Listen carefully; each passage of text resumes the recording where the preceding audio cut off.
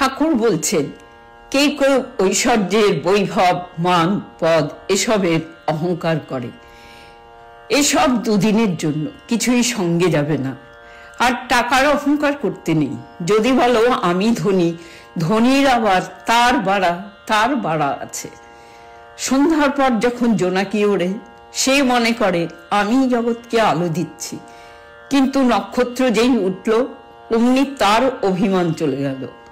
আর নক্ষত্ররা ভাবতে লাগলো আমরা জগৎকে আলো দিচ্ছি। কিছুক্ষণ পরে চন্দ্র উঠল, তখন নক্ষত্ররা মলিন হয়ে গেল।